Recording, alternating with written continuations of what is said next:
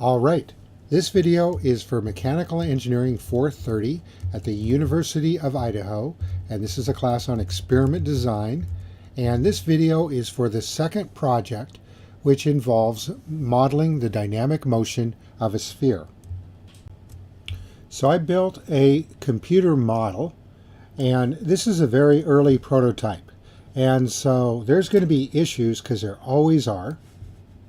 But this is what we do in the real world, is we work on prototypes and we solve problems. Step 0 is make sure you've gone through the Python tutorial.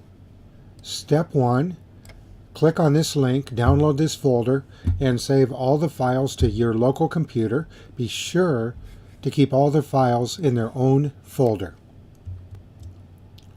Step 2, click on My Derivation, and this should take you to Dropbox. Now in Dropbox you should see the derivation, and basically I've defined the situation here. I have a sphere released from rest. I'm going to include weight, drag, and buoyancy. For the coefficient of drag, I'm going to use the correlation by Clifton-Gavin, and this is on page 414 of Engineering Fluid Mechanics. And the goal state is equations for velocity, acceleration, etc. The motion of anything is governed by Newton's laws of motion. So I started with F equals ma. I idealize the sphere as a particle, and I draw a free body diagram. So there's a weight force on this, and a buoyant force, and a drag force. Note in particular that I'm only solving the problem of the sphere falling downward. And so I take the sum of forces and equate it to the mass times acceleration. And here's what Newton's law of motion looks like right here. Then I write 3 more equations. It is true that the weight is given by this equation. It is true that the drag is given by this equation. And it is true that the buoyant force is given by this.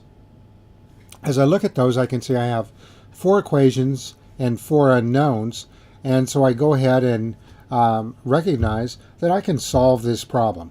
In Python, I'm going to use a 4th order Runge-Kutta solver, and all Runge-Kutta solvers work the same way.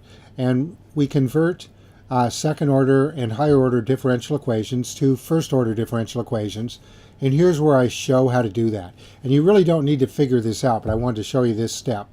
So here I have 2 1st order differential equations, and these are the equations I actually program into Python. Lastly, I build an equation for the mass of the sphere in terms of the specific gravity of the sphere.